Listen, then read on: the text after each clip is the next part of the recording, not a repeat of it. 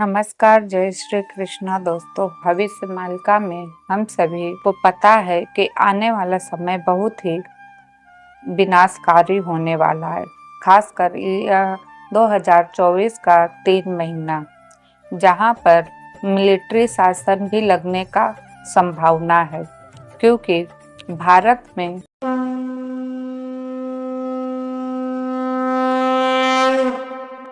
गृह युद्ध होने वाला है और साथ ही मिलिट्री शासन भी लगेगा, तो भारत को अब सावधान रहना होगा। वहीं दूसरी ओर बंगाल में काली माता के मंदिर पर भी हमला हो सकता है। भविष्य मालिका के अनुसार यह सारी घटनाएं इसी 3 महीने में होगी, 2024 के। तो दोस्तों, अगर आप पहली बार हमारे चैनल पर आए हो तो हमारे चैनल को सब्सक्राइब कीजिएगा, बेल आइकन दबाइए, लाइक शेयर अवश्य कीजिएगा।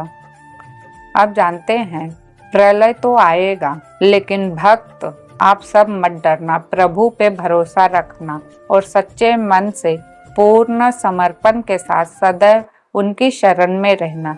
यह भगवान का वचन है कि जल प्रलय में भी भक्त जहाँ होंगे वहाँ से पानी 2 भागों में बट जाएगा। भक्त जिस स्थान पर होगा वो स्थान पर आप ऊपर उठ जाओगे।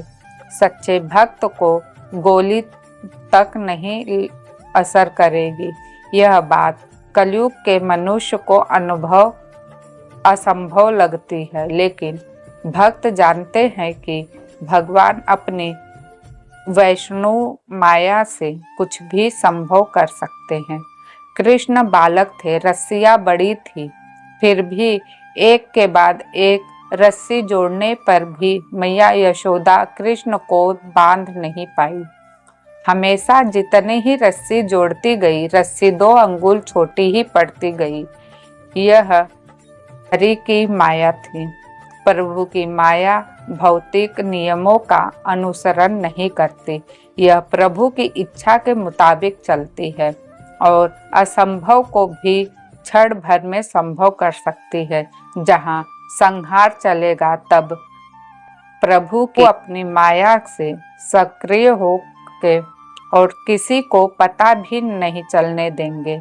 जहाँ लाखों लोग मारे गए, वहाँ कुछ व्यक्ति जिंदा कैसे बच गए, क्योंकि वे वैष्णवी माया होगी। प्रभु कल्कि जी अपने भक्तों पर दया करेंगे और वासुकी को आज्ञा देकर उन स्थानों को धरातल से काफी ऊपर करा देंगे जहां उनके भक्त मौजूद हैं। इस कारण से जल प्रलय, पवन प्रलय का भी भक्तों पर कुछ भी असर नहीं होगा।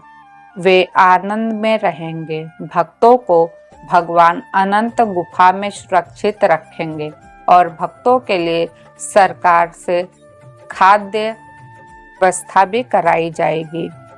जब जल प्रलय होगा, तब भक्त प्रभु पे अत्यधिक विश्वास के कारण शक्त होके रहेंगे। उस समय भी भक्त श्री राम, तारक ब्रह्मा, एकाक्षर आदि मंत्रों का उच्चारण करने में मग्न होंगे और प्रलय का जल प्रवाह उनको बिना छुए ही उनके 2 ओर से चला जाएगा।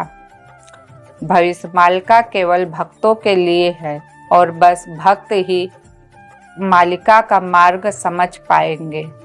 तर्क कुशल बुद्धिजीवी तर्क वितर्क में उलझकर मालिका को मानने एवं समझ पाने में असफल ही होंगे। हेतिबे भ्रमी मरुस्थिबे, ज्ञान न पाई गरिमा बहिबे, कल्कि भेद जानी न पारबे, 256 गणना हेबे। अर्थात अज्ञानी लोग मिथ्या विचारों में डूबे होंगे। वे सब मालिका को समझे बिना ही खारिज कर देंगे, अब अपना अहंकार दिखाएंगे। कल्कि प्रभु के धरा अवतरण को भी वे नहीं जान पाएंगे। बुद्धि विवेक को प्रभु हरि लेबे, बड़ा हेबे सूझ जन, आपड़ा हस्त रे स्कंद छिड़ाइबे मिलबे देवी भवन।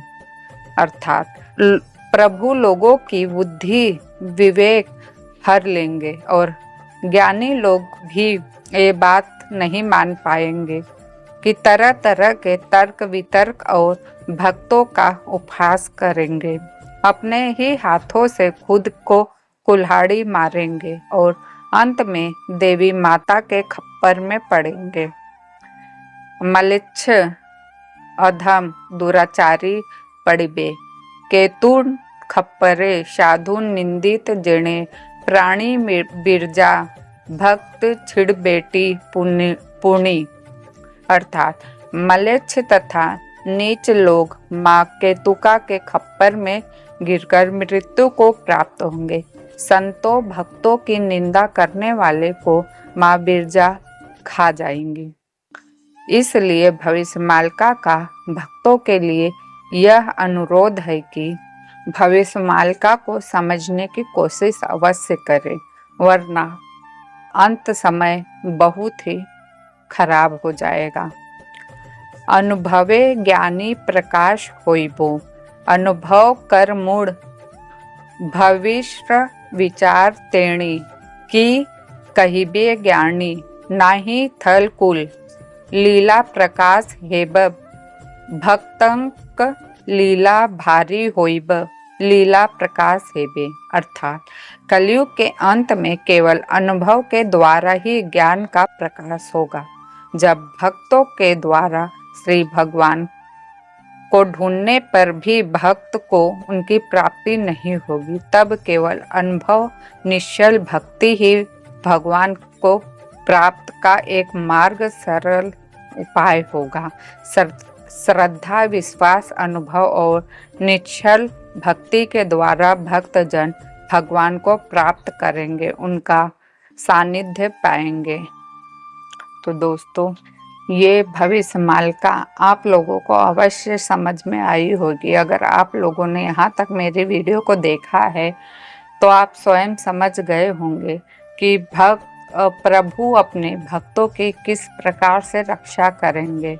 और इसीलिए मैं बार बार अपने वीडियो में कहती हूँ कि आप लोग भी भक्ति मार्ग को अपनाएं, क्योंकि लोभ अहंकार लालच सब कुछ यहीं धरती पर ही छूट जाएगा केवल पुण्य।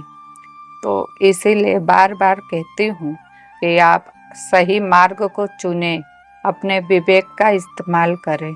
तो दोस्तों, अब आप लोगों को समझ में आ ही गया होगा कि भविष्यमालिका का मेन उद्देश्य क्या है। तो इस वीडियो को बस मैं यहीं समाप्त करूंगी। अगर यह वीडियो में दी गई जानकारी आप लोगों को पसंद आई हो तो हमारे चैनल को लाइक शेयर सब्सक्राइब अवश्य कीजिएगा। फिर मिलती हूँ नई वीडियो के साथ, नई जानकारी के साथ। तब तक के लिए धन्यवाद। जय श्री कृष्णा, जय जगन्नाथ।